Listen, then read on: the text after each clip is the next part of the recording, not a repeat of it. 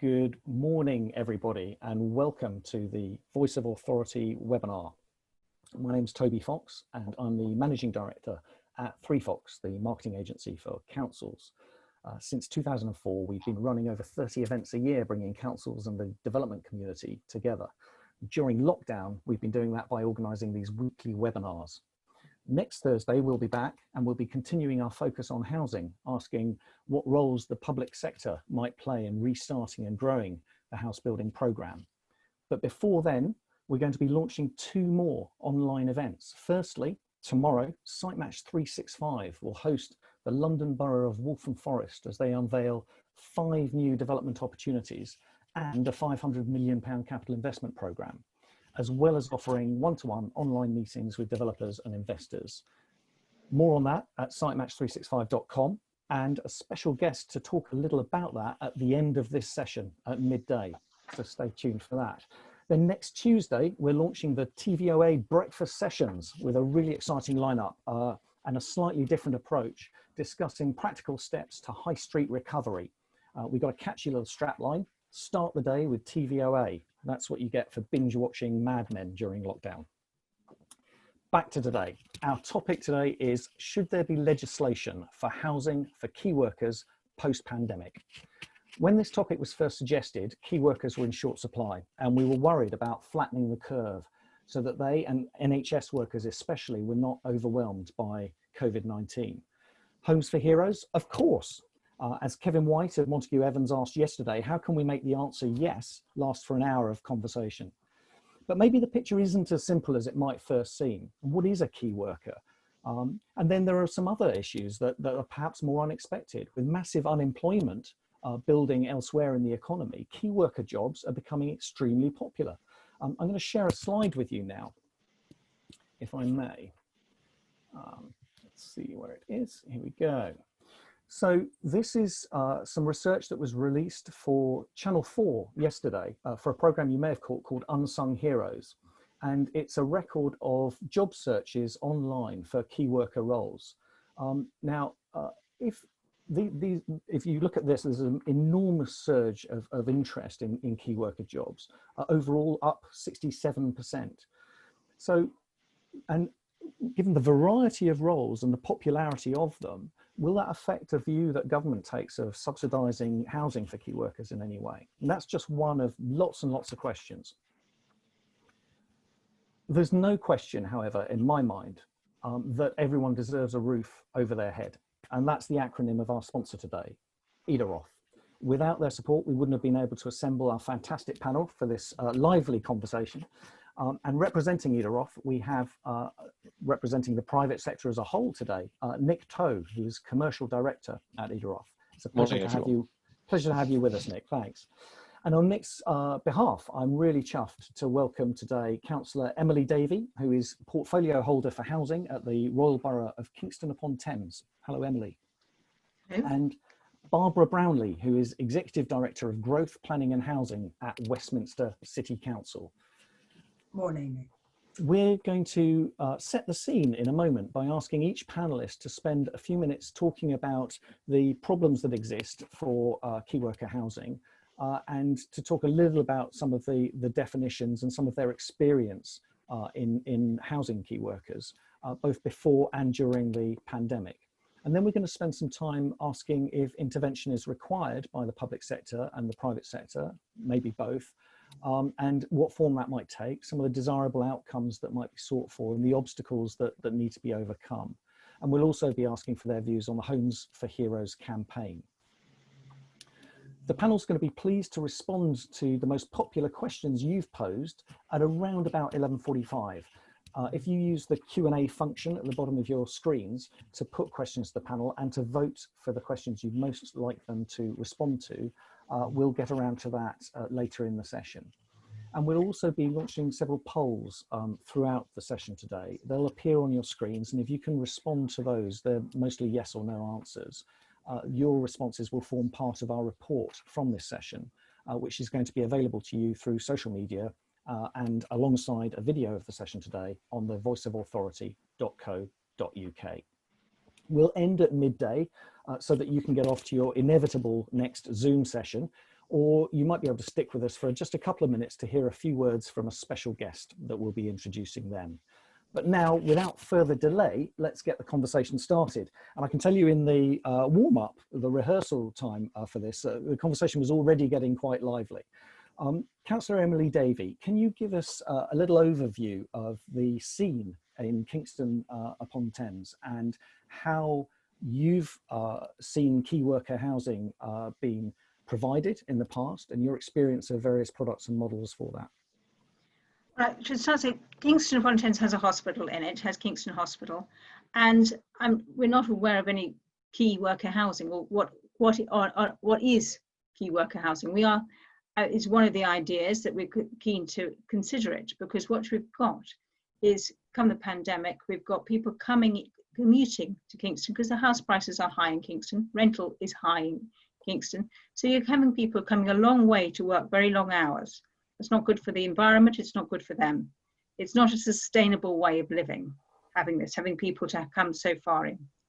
So we are considering key worker housing. However, key worker housing, as in housing for the carers, we're looking at the care sector, those working in the nursing homes, because we've got a considerable number of private nursing homes, who also will require more local housing rather than come vast distances to actually work. And the second thing is in the hospital. So just looking at those carers and carer housing, we are interested in this. However, I'm actually a housing solicitor, and in my experience of over 20 years working in the social housing sector, whether housing associations and councils, I've found there are various products that have been touted as it's the holy grail of affordable housing for supposedly key workers. I've really actually not necessarily served the people whom we set out to serve, but actually it's not necessarily met the needs that we're wanting to meet. When you go back, well, there was something called social home buy. And when I was working on social home buy, this was in Hampshire, I discovered that actually when I was looking at the applications, these people weren't the people who you would call key workers. They were journalists. Because I said, well, what's going on here? They said, well, the policeman can't afford to buy in Hampshire, even with home buy, even with social home buy. It's not possible. The nurses, the teachers can't afford to buy with this package. So we've had to widen the definition of key workers and who we're actually housing. So then you move on further, you go to things like the shared ownership. And then we had a big push for shared ownership. Now, shared ownership has its own problems. The problem being things that of actually part of that, lease being an assured tenancy with a mandatory right to possession, and people not understanding that, and they can lose the whole lot, all their equity, everything.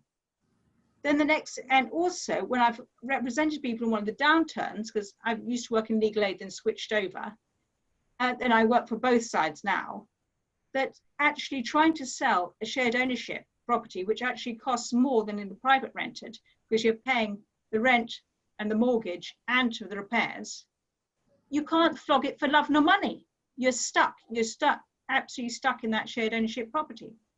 And then we had this business of, it was very popular in London, this idea, we'll give everybody these fixed terms at a low rent. At the end of the fixed term, they can then buy that property. Well, that, again, didn't work, because when you get to the end of the fixed term, we're assuming the person can, is in a financial wherewithal to buy the property, or that the economy is in the right place to buy. Now, I was working with one housing association, and it was the day after the Brexit referendum. And they were saying, well, if these people won't buy, we're going to have to evict them. Well, how can that be reasonable with £1 in free fall? And you're sitting there saying, well, you have to buy.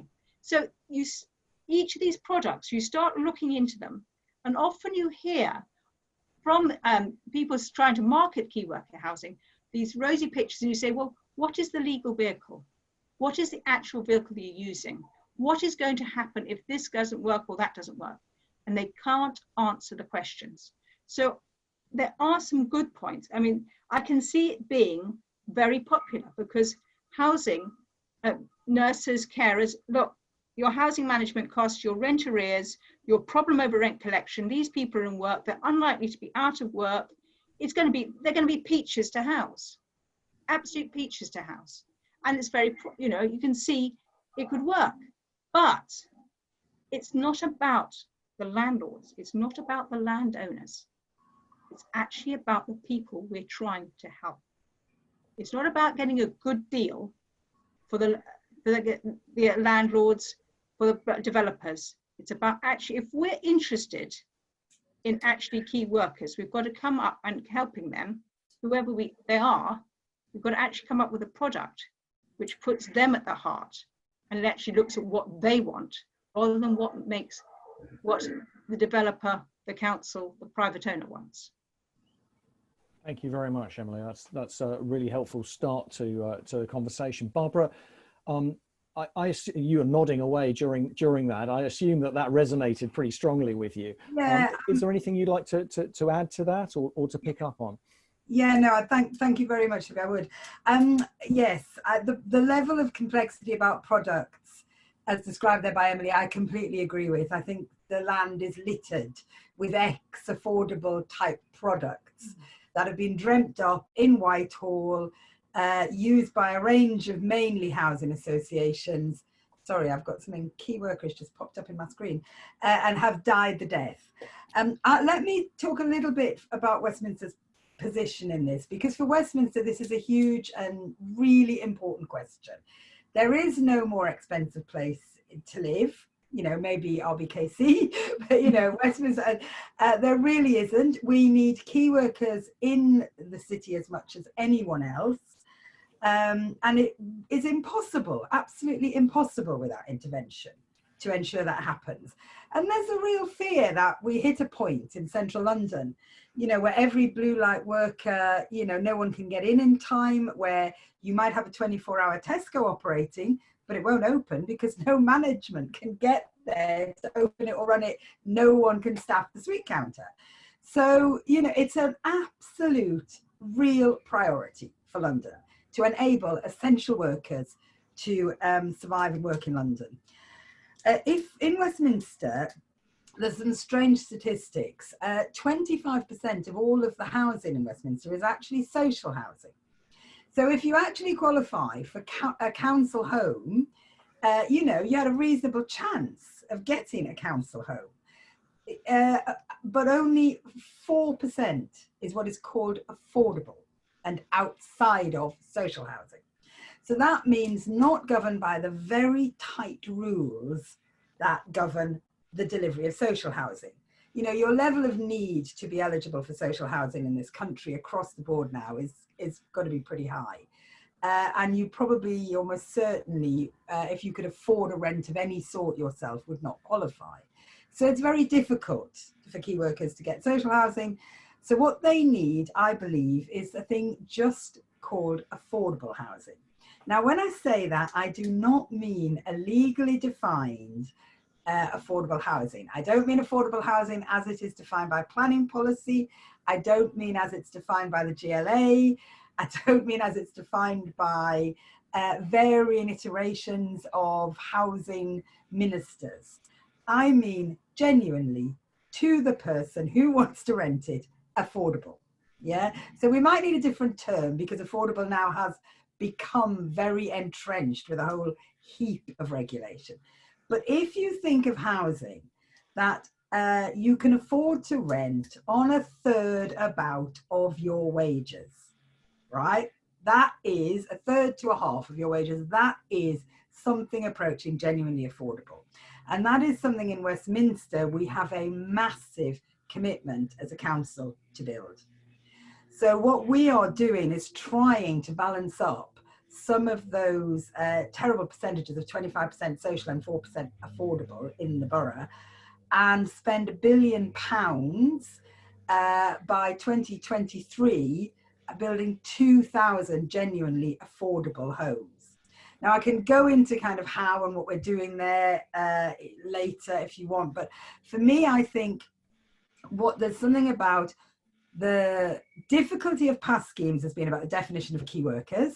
I think it's really interesting. Everybody on the list you put up earlier would never have been on an original housing corporation list of a key worker, would never have qualified. And who doesn't think they're a key worker, So I think you know, Emily raised it, that definition is almost impossible.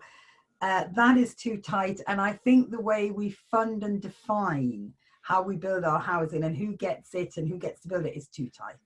What we need are public sector organisations with the private sector able to build on their own land and other land of genuinely affordable housing, that where the levels of rent or sale prices are limited by wages, are differentiated by wages, average wages in a region, which is exactly what we're doing in Westminster. We run a list of affordable housing list based on criteria of the rent is based on the average wage in the area it's built. So I think that's the open and easiest way to go. And, you know, debate around that I'd really like to have. Well, to you, Emily, does that sound like something that you could introduce in Kingston? Is that a viable policy for you? Yes, we are looking at there is a gap in Kingston between, and Barbara's absolutely right, that there are people who will never afford to buy, but will never be eligible for social rent. And then we have got projects we're looking at doing this and building these properties. And I'll go further. It's not just about the rent. It's actually about the security of tenure. Knowing that that this landlord isn't on a whim going to say goodbye after 6 months. Yeah. If you're going to, and you've got to have it also, so you know that if you move there with your family and your children, that they can stay in that primary school and it'll be okay, not change every 6 months. And the other thing is to know that you've got an ethical landlord. To know your landlord is actually not going to try and pull a fast one on you. It's going to, the disrepair level, but also the people they employ, they're going to be paid the minimum wage. You know that you're working with someone who's decent. Having rented myself for a number of years, knowing that your landlord's going to be straight, knowing you've got security, and then the rent you can afford, you're prepared to, the rent alone is not the only thing when you're actually renting. It's more than that. It's part of a basket, and we've got to recognise that for tenants there's a basket. Okay, understood. Well, before we take that any further, let's ask Nick if or how Edaroth fits into this picture, and let's have a look at his possible solution for some of these problems. Okay, thanks, Toby. I've got a few slides actually which I'd like to share, and I think I probably touch on some of the points that Emily and Barbara have raised. So if I can do that, hopefully everyone will be able to see this very shortly. That's a lot of fun. It'll be quick, don't worry. I really wanted to, I'm losing my voice now. I really wanted to touch on the fact it's really important that the sort of Homes for Heroes have really turned the spotlight onto key worker housing. We know we need to sort it out, and we've known for some time that we need to sort it out. And despite the fact we've got empty streets, as you can see there, I think the issue for key workers has never been more stark. And just touching on the shortfalls, and both Emily and Barbara have talked about this, but we've had a look, and Cllr have had a look at the house building that's needed in this country, and the government has always put forward targets for house building. And what this Cllr graph shows us is that the bulk of the housing needed is social and affordable. And I think when we talk about affordable here at Edaroth, we talk about genuinely affordable housing. The definitions are just a mechanism to work out how to pay for it, but it needs to be genuinely affordable. I fully agree that, particularly in London, some affordable rents are just insane. I certainly couldn't afford them. But it's not just a short-term thing, this. We need 3 million new social homes over the next 20 years. And I think as a country, we've got to get to grips with that. There've been all sorts of strategies. Emily touched on some of these, as did Barbara, that have nibbled at the edges, and they haven't really provided the answers that we need. And I think maybe terrible as it is, this COVID-19 pandemic may give us the impetus to try and sort things out, but we've got to be on top of it rather than sort of in a few weeks' time when everyone's let out. We can't let this fall back into the background. We've touched on the definition of key workers. I think it's quite a wide definition. Personally, you know, much of society can't operate without someone stacking the shelves at Tesco's or delivering the goods from Amazon, as well as the obvious ones like the blue light workers, etc. So it's a big sector, and you know, I'm going to pinch one of the Mayor of London's, a quote from him at the moment, and he says even doctors can't afford to live close to work in London, and you know, we all know they are paid way more than average salaries. So if you're not a doctor, what do? We've got to look at getting our housing in the right places. There's no point in just building it on the edges of towns and cities. So how do we address this? Sorry, I've got something in the way of my notes. Bear with me. I think there's more to it than changing policy and changing the law. I think we need to change the attitudes. And as I said, this change of focus we need to stick with. And I think we need to look at delivery methods for the homes. And I'm not talking about funny financial models or financial structures or legal agreements. I'm talking about how do we actually build these things and get them on site? And how can we put them on land that is actually sitting there waiting to be developed? And I think if we look at traditional construction, we've got issues here. Social distancing is not going to go away in the short term. If you take a traditional construction site, recent research is showing us it's only 55% efficient with social distancing on the site. And I think there's an opportunity here to look towards some off-site construction methods, and the same research shows that they can maintain an efficiency of 85% in terms of productivity. And that's really, really important. If we want to get things built quickly, we've been building too slowly for many, many years, in fact, for as long as I can remember. And we need to speed up, not slow down. There's also cost, and cost is always a dirty word in these sort of areas, but my guess is, despite the fact that government are going to almost certainly dump a lot of money into infrastructure to try and get the economy out of the issues it's undoubtedly going to see over the next few years, I think the pot of money to spend will actually be decreasing, and we need to look at the costs. And interestingly, our recent benchmarking showing that using off-site construction methods, panelized system shown here in pink, is cheaper per square meter to build than traditional. And that particularly applies in the London boroughs and in Greater London generally, where labour rates are very, very high. Also, both Barbara and Emily, I think, touched on running costs of houses. If we look at modern methods of construction, these houses are much cheaper to run for the occupier than traditional build, and cheaper for the councils or for the housing associations who are managing them. So basically the money goes further and they should be easier to live in.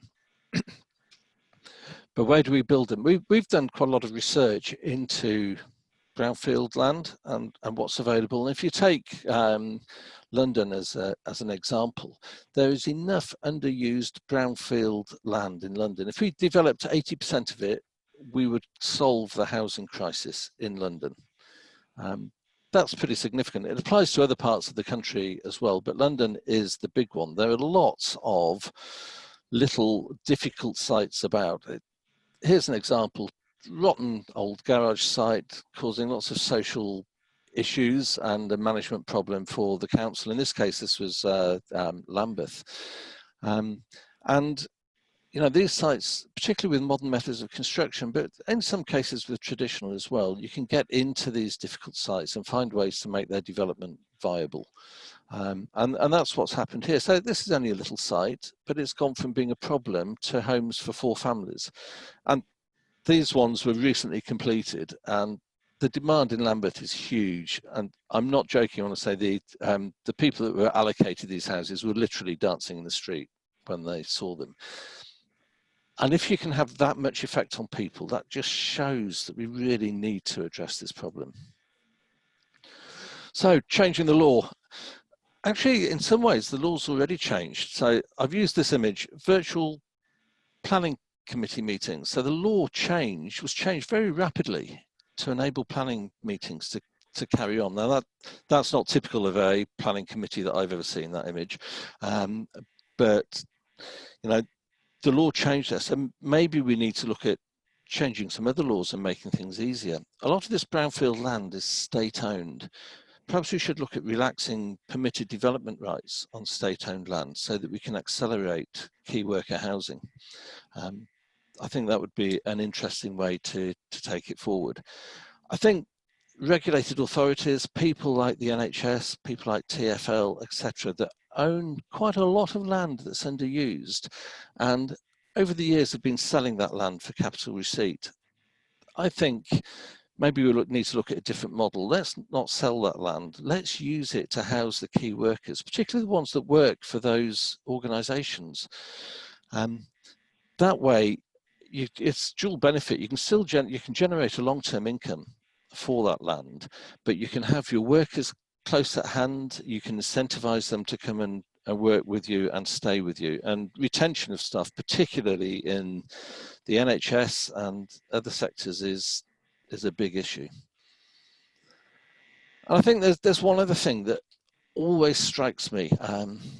Where we're talking about trying to build houses quickly and trying to build social housing and housing for key workers, is how do you actually get them built? And the system is mired in procurement issues that are slow, complex, and costly for everybody involved.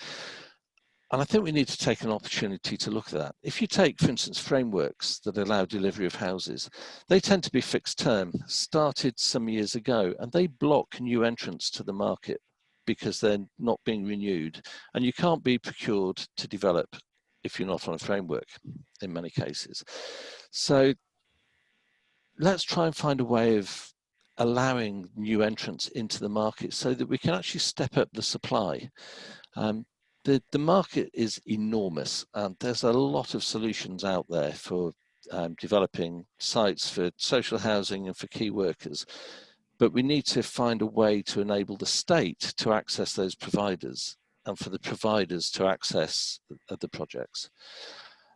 That's sort of my soapbox moment over, I'm afraid, but hopefully, you know, there's some food for thought there. And I think particularly about how we access this land and get things built. Yeah, thanks very much indeed, Nick. I've been scribbling down questions all the way through that presentation. I suspect Barbara and Emily have too. And we've got lots of questions coming in now from the audience as well. So you certainly stirred some minds this morning. Emily, are there any threads that you'd like to pick up in particular in what Nick was saying? Well, I think the idea of the cost of build is not a new one. It's one that's been going on. I remember back when Prescott had that business of the competition for the £60,000 house and how we were going to bring, and that was going to be our solution. And if only we could have, and this offsite, we've seen it before. It's not a new story. It's been around some time. I don't know if we ever got the £60,000 house out of all of that. So I think there is that, I mean, we've heard about it, we know it's not new. I think on build, there's two other areas with building. When you think about construction across the board, and you think a lot of our housing actually comes from private construction, and that people having to give us a certain degree, a certain number of social rent properties or affordable properties. Now, I personally see the property developers rather like De Beers, and if you're, you know, the diamond mines, if you release too many diamonds onto the market, the price will drop. So, but if you build too many houses, the price will drop. And for too long, we have been relying on private developers to provide our social housing, our affordable housing. And it's not in their interests to continuously supply it, because otherwise the price will drop. So it's actually in their interest just to release a few onto the market, So actually having it as a policy saying we're going to rely on private developers to provide our affordable housing and not allow councils to build, not allow housing, and find it more difficult for housing associations to build, is not, we've relied on that for too long. It's too difficult. So, but there are political issues of who is prepared to say, and we might have that political momentum now, to actually say, yes, we will pay tax for building houses, affordable houses and social rent. We will subsidize housing. For too long, we've had a political side of things who's saying, no, we can't. We cannot subsidize housing. We rely on the private sector to give us what little they will do, as and when they feel like it. So it is that. The other thing about it is, certainly locally in Kingston, we're talking about landowners. NHS land is a big problem because they own a lot of land and they've got to get the best price for it, for the NHS. You would think that actually, think about joined up thinking, what about building nurses' homes? What about building homes of that? You know, that side of things. But no, they cannot do that because and that's what we're in negotiation with them saying, look, can we have this land? We would like to do this. So that they have a challenge. The other thing about it is what we've done in Kingston, and it would be very good if we could do it nationally, which I understand, I understand that it isn't available, but correct me if I'm wrong, of a register of state-owned land from all the departments. It's national. Yeah, National register. Public estate. Yeah, and that is sort of emerging. The data that we got on the brownfield site there comes from data of state-owned land across the country. We've got there's actually a requirement for authorities, etc., to publish their land. It works well with local authorities. It starts to fall apart a bit on the regulated authorities. That's exactly it. It's the NHS, Ministry of Defence, all those ones.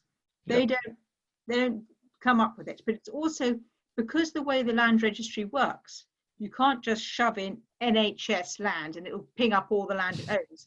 It's done according to sites, and that is the problem. Oh, interesting.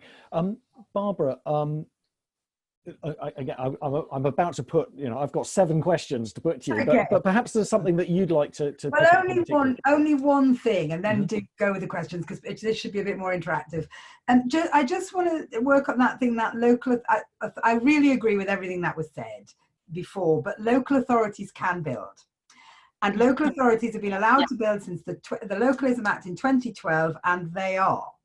And in Westminster, we will be that ethical landlord that Emily mentioned. And, we are, as our company is got its about first 100 under construction as we speak. It's on making best use of our land. We are dealing with TfL, and we have tried to deal with the NHS, but like everyone else, we give up, really. There's a lot of that land in Westminster that will remain unbuilt on for a long time. But, local authorities can and should exercise their ability to build. They are AAA. They can borrow so cheaply at the moment. They can invest long-term. They can sell. They can do any level of rent they want, any level which is suitable for their area, which clearly is a viable proposition, for the site they're building out. But they are beholden to no one for that, and they can deliver good quality affordable housing and be excellent long-term landlords. And that's that's what Westminster's doing. We have created Westminster Build. We are building, and our aim is 2,000 by 2023. And if you're factoring what we're building to sell, which will partly finance, it will be 4,000, but 2,000 affordable homes. So I think we should remember that point. I think that's the answer. Local authorities exercising their strength here. So, and again, that raises a lot of questions, but getting to the sort of topic of the conversation, if local authorities are already building, there's lots of land available, everyone here is pretty much in agreement, right? So is legislation required? I think there's a few things have been raised, isn't there? I think development skills.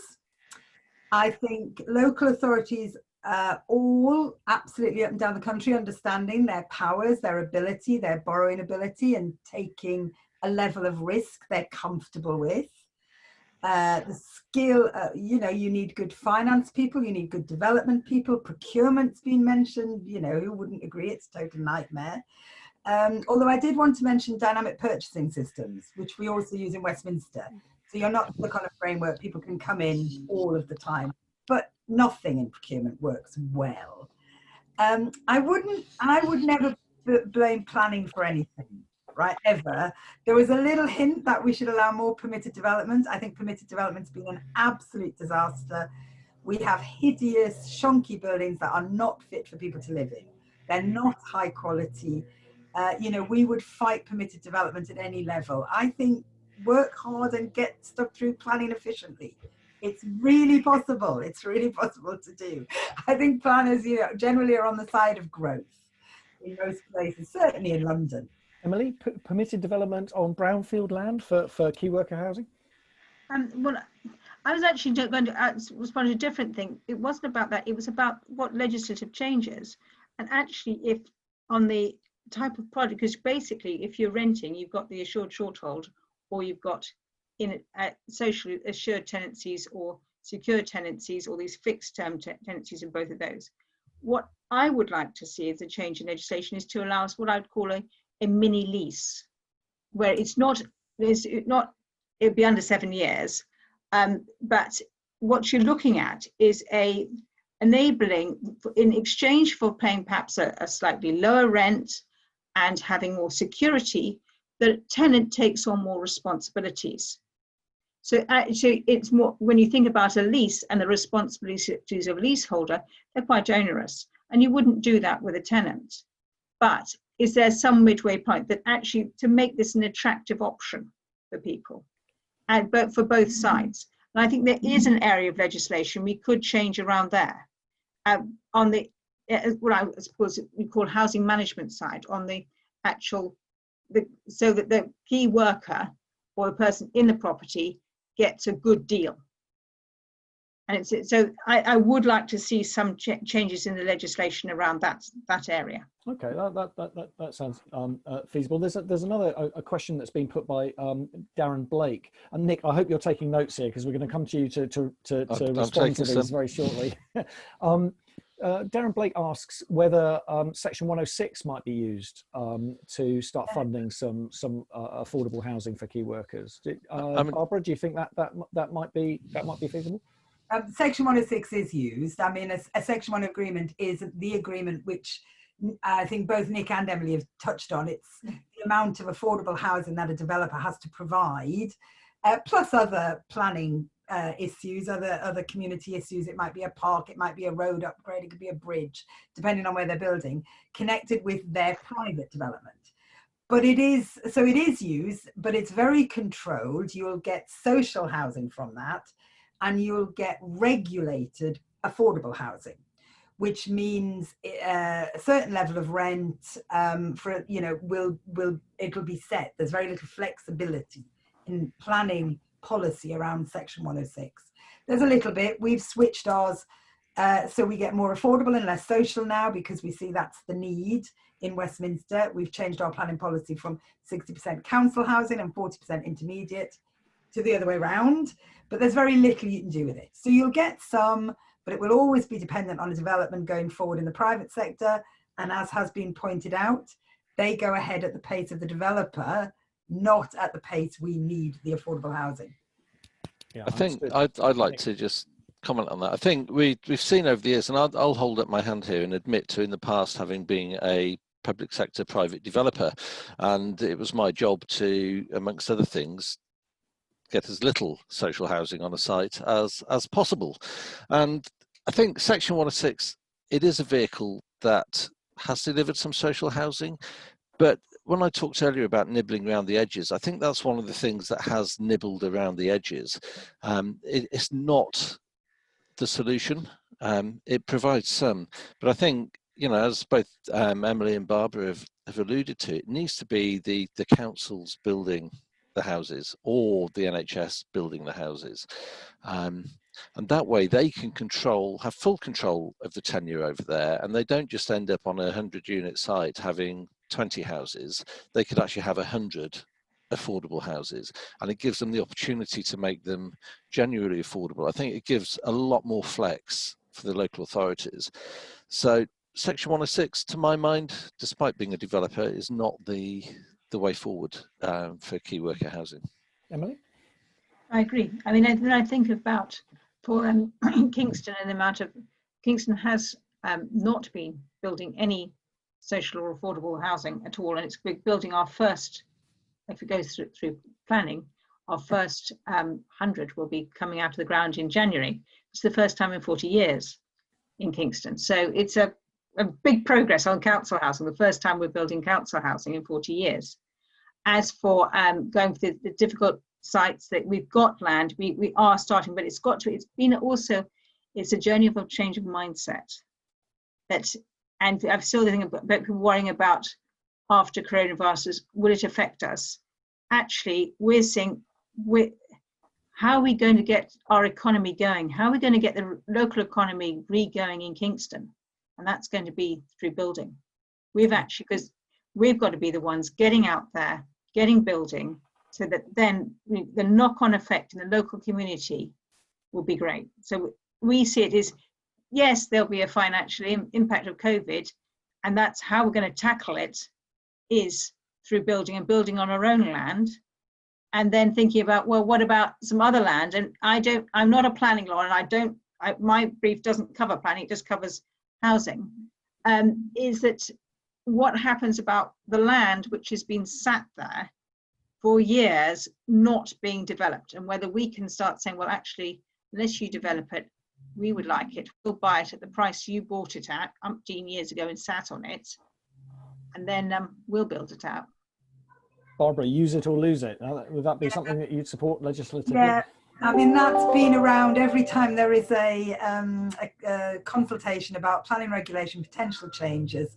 The use it or lose it argument is made by almost everyone, and it is never won. I mean, obviously, any local authority can CPO, so we could compulsory purchase land, but you'd be paying today's market value. It wouldn't be following Emily's suggestion of, making sure they got back what they paid for it and nothing more. And great idea. The development lobby is very strong. Exactly. And they win that argument every time. Nick, you are the development lobby here. I think I am and I'm not. I think CPO, Barbara's right, that's a sledgehammer to crack a nut. Actually, it's very slow, very expensive. I've operated it in the past, and you end up actually, by the time you've paid for someone's relocation costs and all the rest, you paid way more than you should have done for that piece of land.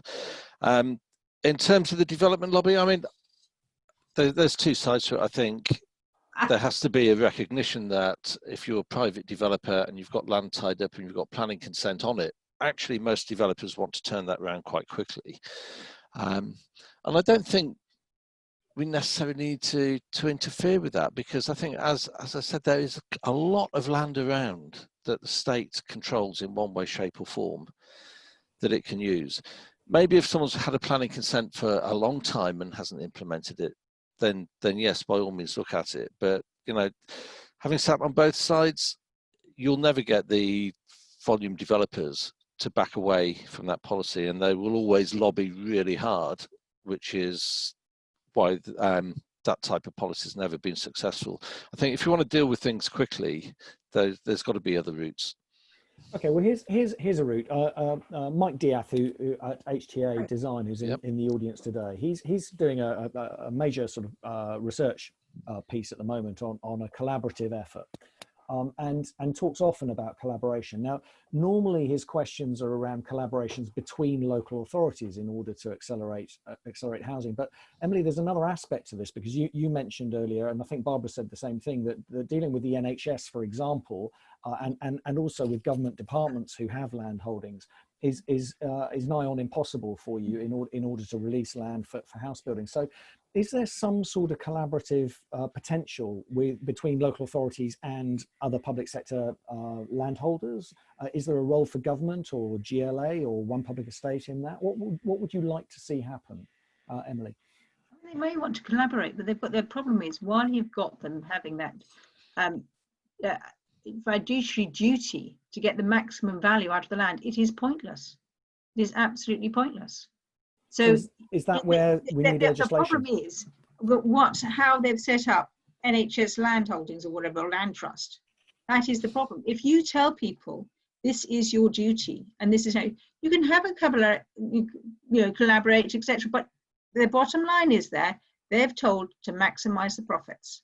You can do this EPIM or whatever, and they can do it to the public sector first, and you've got to get in there, and that's what we're trying to do our best with. But again, they're going to be driving to make sure they get the maximum amount. And who wouldn't? You sitting there saying the NHS, or you're saying, should we reduce the money going to the NHS? And the other thing is to actually get the NHS thinking differently, thinking about, if you're going to pay low wages, then you're going to have subsidised housing. Or are you going to up the wages and up the NHS bill?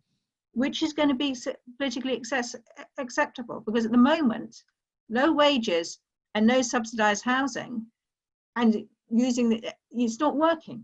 The system is broken. It's not going to work. So you've got to actually think, what's the solution here? And just saying, oh, we'll work collaboratively, while we still have the same duties put on people. They can't do that. You can just have lots of nice conversations, but nothing will be achieved. That's an interesting point, isn't it? So Barbara, are local authorities in this instance actually trying to solve an NHS problem? I mean, they've got the land and they've got the workers, so why aren't they joining the dots?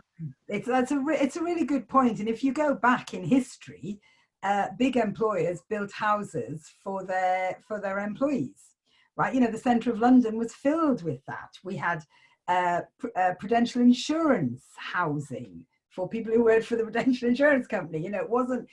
We had police housing all over London, huge nurses' accommodation round Hampstead Heath, all being sold off, all completely being sold off. So yes, I think it is much more sustainable to ask the NHS to have a long-term view about strategically how they're going to deal with the number of employees they want in a place like central London and the cost of housing, as Emily suggests, than just argue about the price of land. It would be a much better conversation to discuss with them housing their own people. What I would say though is, can I just say, I do think there's a collaboration, if Mike raised collaboration here, that is worth mentioning, because construction is 7% of this country's GDP. And as Emily said, there's a real need to try and keep this going post-COVID. We've seen sites stop, slow down, close. And the market has lost a lot of confidence, right? Even though we've said developers are not all the answer, we don't want developers or construction companies to go to the wall, and we want supply chains to be maintained. And to do that, I think you need public-private partnerships between local authorities who want to directly build, who will directly finance themselves and build in collaboration with construction companies, because developers are walking away from sites at the minute because they cannot get guaranteed off sales, off-plan sales. So they can't get the finance they want. So I think there's another collaboration that would be a good one to look at post-COVID. Fantastic, Barbara. I see our special guest has joined us slightly early. Jonathan, we'll be coming to you shortly. But in the meantime, Nick, so we've got 2 points there. Firstly, where do you see the sort of balance of partners for your Everyone Deserves a Roof Over Their Heads campaign, in terms of the role for local authorities, the role for NHS, and so on? I think it's interesting. I mean, the drive to get capital receipts for state-owned land is definitely a problem, as Barbara's alluded to, and I think you can quite easily create partnerships with developers, with these government bodies, where the developer comes in and develops the land, but the land isn't sold. The authority holds onto it, and the authority can then, especially if it funds it, if we take funding, external funding out of the equation, if the authority is able to access funds to fund that development, and then they can own it, they can look at a long-term income stream. And you know, these long-term income streams are extremely attractive to the city, to city investors. So that means they must work. There's no such thing as a charitable city investor in my mind.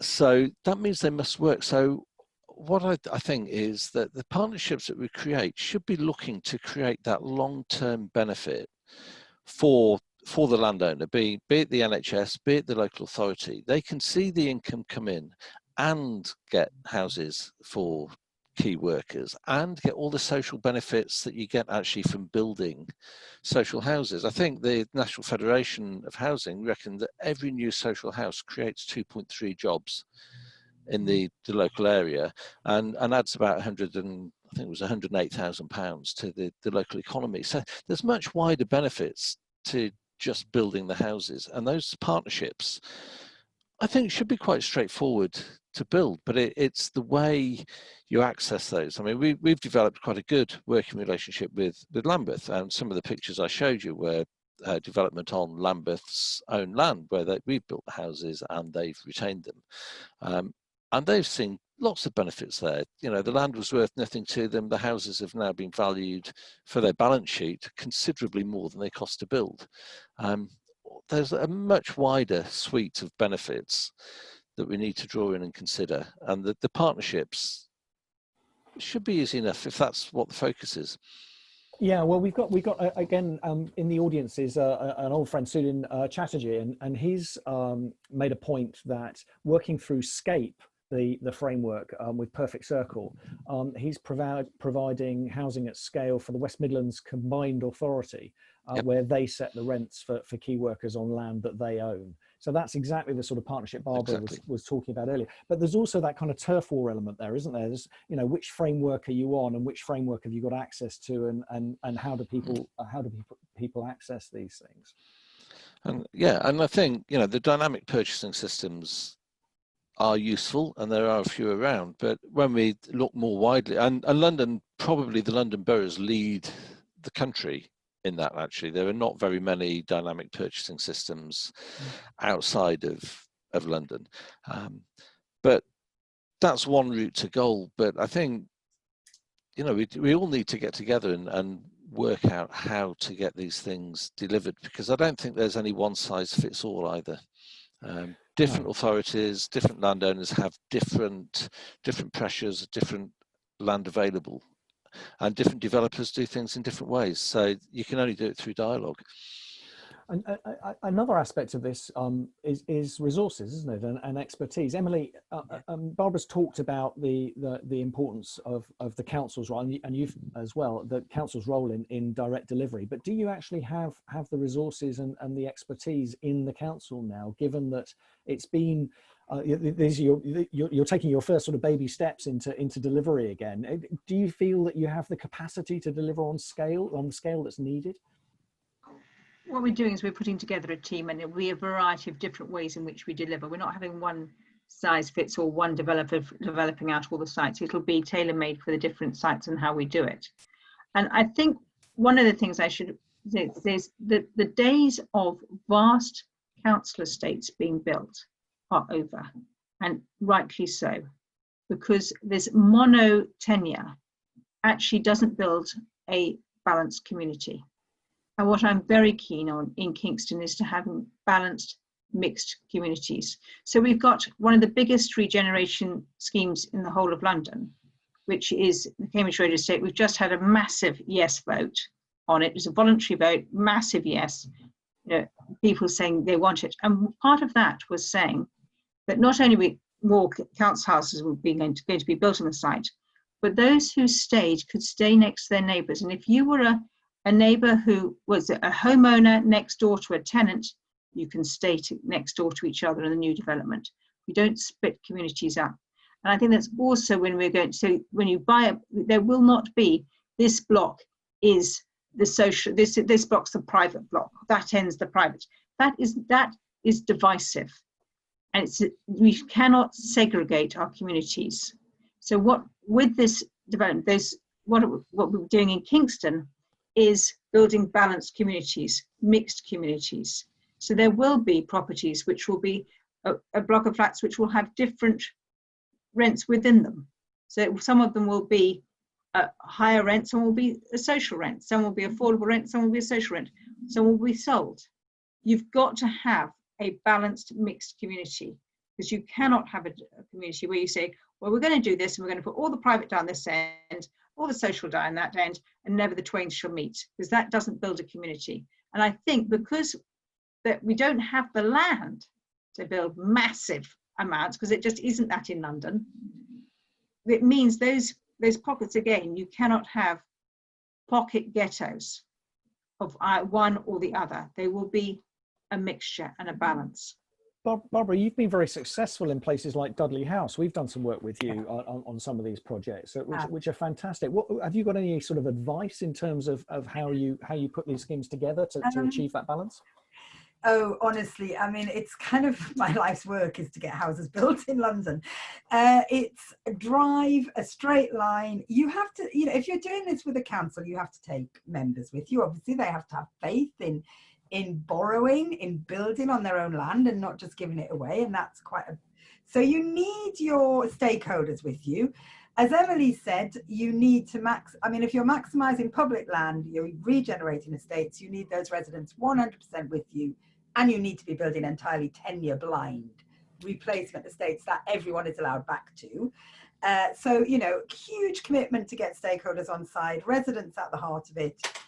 You need a development team that is second to none. I'm sure everybody feels like this about their own development team, but I would fight tooth and nail to keep my development director and all below him. And we grow our own. It's hard to get development professionals. You need to have huge kind of development programs for people and bring people in at an early and young stage and get them enthused about your program. You can't really buy the expertise you need always. You have to build it and you have to get people to want to work. And you need to invest a bit of money. I think you need to, be able to handle a bit of risk. And you have to enjoy it. There's people who enjoy building houses. And some people don't. Set your aim high. We want to build very beautiful, very sustainable houses that are a joy to live in on tenure blind estates. As they are doing in Kingston. We would agree 100%, and that's Dudley is exactly that. It's a total mixed community. Yeah, fantastic scheme that. We worked with yourselves and Wilmot Dixon on a showcase with that earlier last year, I think. Yeah. Nick, last word to you. We've been talking a little bit about expertise and capacity and resources, and it's been mentioned that it's tough to get them. And Barbara's talking about growing your own, but that's the significance that she's placing on that is because people are hard to come by, and that's because the private sector pays the best money as a rule, so they get poached. So what role can you in the private sector play in providing expertise and resources and perhaps releasing some of those expertise to public sector? Well, I think that's a fundamental part of the partnership that we're talking about, and that's what we are looking to do at Edaroth. I mean, our approach is slightly different. We are not a developer that builds masses of houses and flogs them to anyone who will take them. We are looking to partner with the local authorities and bring our development expertise forward, and make that available. And that's our intent. I think generally, though, construction expertise is an issue. I think it's going to be more of an issue as we get less freedom of movement for labour, which is potentially going to happen across Europe, as we all know.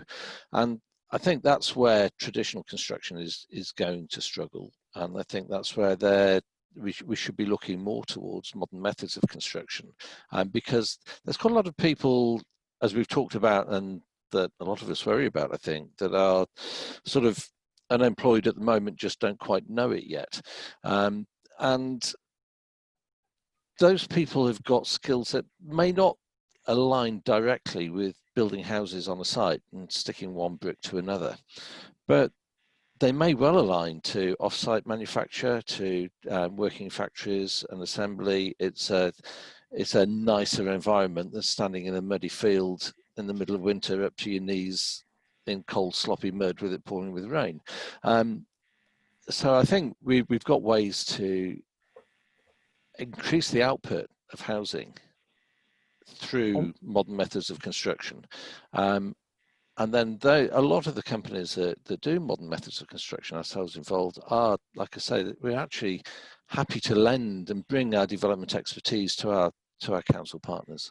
Fantastic. And on that hopeful and optimistic note, we're going to bring this session to an end. It's been a wide-ranging discussion and lots of insights. I hope everyone's been able to take something useful from the day. I'd like to take this opportunity to thank our speakers and assume everyone is applauding at home virtually for your contributions, for taking the time to talk to us today. It's much appreciated. Cllr Emily Davey, Barbara Brownlee and Nick Towe. I'd like to also thank our sponsor Edaroth, who's made all of this possible. And thank you, the audience, for your attention. Don't forget tonight at 8 o'clock when you're applauding the NHS to spare a thought for council employees around the country who are also on the front line of keeping people alive during this crisis. You'll find a recording of this report, a recording of this session and a report on the voiceofauthority.co.uk tomorrow, along with about 130 fascinating interviews with top people at councils. And our next session is next Thursday at 11 AM, where we'll be asking what roles the public sector might play in kickstarting and growing the house building sector. But before then, tomorrow, we are hosting the London Borough of Waltham Forest at Site Match 3.5, and I'm delighted to introduce Jonathan Martin as a little special guest appearance for a couple of minutes at the end of this session to perhaps talk a little bit about what we can expect from that session tomorrow, and perhaps welcome Edaroth to your conversation, Jonathan, and your fellow councils. Thank you very much, Toby. Good afternoon to your speakers and viewers. Thanks for the invitation, and the pleasure is all mine in terms of being able to just address your viewers about tomorrow. We're really proud as a local authority to be the first local authority on Site Match 365. We've attended the physical events of Site Match London for certainly the last 5 years, whilst I've been at Waltham Forest, and we've seen a lot of benefit in attending those events through lead-on conversations and transactions that have come forward. About tomorrow, we'll have Councillor Miller.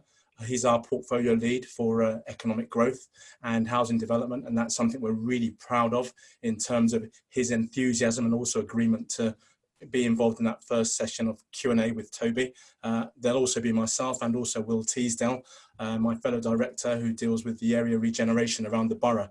And we'll really be looking to express our enthusiasm and passion for working to get through, obviously, the COVID-19 emergency response, but also look into the future. What about our economic recovery action plans? We're working on those at the moment. We'll be launching those next month. But importantly, we're looking at how we can protect the pipeline going forward in terms of new developments, in terms of things we've done as an early adopter. We were the first London Borough, I believe, to have gone onto a virtual committee platform with our planning committee back in March. And then also gone on to do a cabinet as well. So if we weren't the first, we were certainly an early adopter as the first, and that's something we're keen to see go forward in terms of all of our governance structures that we can take forward in terms of making sure we're adopting to this new online process. About tomorrow, please come and join us. We've got a lot to say. We've got some sites we want to launch. We've got some growth areas we want to discuss as well, just around the focus, because we are going through a complete local plan refresh. And obviously with the COVID-19 response, we've got to make sure that things are going to be COVID secure. We're also obviously looking to kickstart our high streets and work with our contractors, investors and development partners going forward. Fantastic, Jonathan. Thank you very much indeed. I've been very cheeky with our speakers' time, taking up an extra 5 minutes here, but I love it when councils get competitive because it's such a driver towards progress. And just the claim that you were the first local authority to adopt a online planning committee and cabinet is sort of fuel to the fire that gets other local authorities competing and driving forward and progressing.